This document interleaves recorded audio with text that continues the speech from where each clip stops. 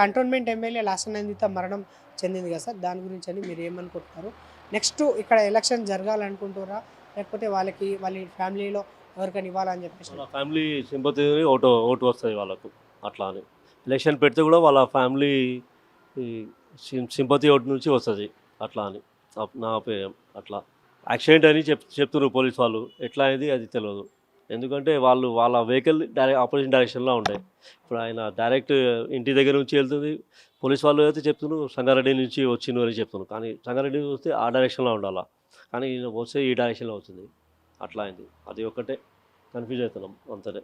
అంటే at present 4-5 years నుంచి ఆ last I think Sayanna 2 terms నుంచి ఇక్కడనే ఎమ్మెల్యే ఉండే. ఇప్పుడు వాళ్ళ ఫ్యామిలీలో ఇప్పుడు వాళ్ళ డాటర్ ఫాదర్ చనిపోతే డాటర్కి ఇచ్చిండు కదా సీట్. ఇస్తే వాళ్ళు 4 మంత్స్ అయింది. ఇప్పుడు నెక్స్ట్ అంటే వాళ్ళ ఫ్యామిలీ వాళ్ళే వస్తేనే మంచిగా ఉంటుంది. అట్లా బీఆర్ఎస్ ఫ్యామిలీ సింపతి ఓటు నుంచి బీఆర్ఎస్ పార్టీ వస్తుంది. సింపతి ఓటు నుంచి అట్లా అని. ఎందుకంటే లాస్ట్ 10-15 ఇయర్స్ నుంచి బీఆర్ఎస్ వాళ్ళు ఇక్కడ మంచిగానే చేసిండ్రు. మళ్ళీ ఎలక్షన్ పెడితే బీఆర్ఎస్ పార్టీ వస్తుంది నాకు 100% డౌట్ ఉన్నది.